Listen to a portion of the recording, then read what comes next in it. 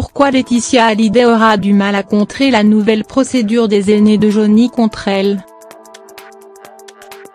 Dans la bataille médiatico-judiciaire autour de l'héritage de Johnny Hallyday, tous les coups semblent permis. Alors que Laetitia Hallyday, de retour à Paris en octobre, à l'approche de la sortie de l'album posthume de son époux, révélait que les négociations avec David Hallyday et Laura Smith étaient au point mort, les aînés du rocker viennent de frapper un grand coup. D'après les informations dévoilées par BFM TV, l'offensive se porte désormais sur Universal, Warner et Sony, les trois maisons de disques du défunt. Déterminés à faire valoir leurs droits, David Hallyday et Laura Smith ordonnent le gel de 75 des royalties sur la production musicale de leur père, versée à Laetitia Hallyday, la seule bénéficiaire du testament.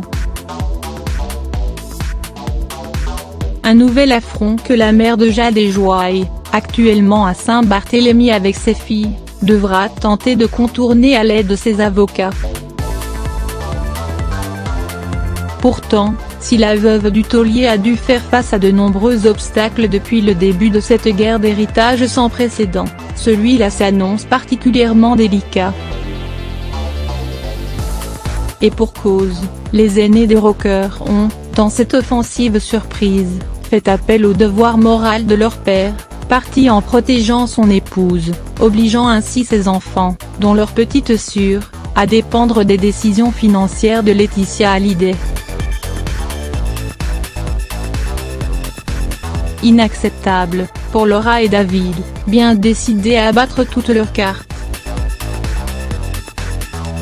En marge de l'audience du 30 novembre prochain, au tribunal de grande instance de Nanterre, déjà annoncée comme sanglante, la nouvelle requête des aînés sera, elle, étudiée le 27 novembre. Johnny Hallyday, qui touchait chaque année en moyenne 800 000 € sur la vente de ses albums, a laissé un héritage financier colossal. Son dernier opus, Mon pays c'est l'amour, s'est vendu à plus d'1 million d'exemplaires. Des chiffres qui donnent le tournis, dans une affaire qui risque de faire encore couler beaucoup d'encre.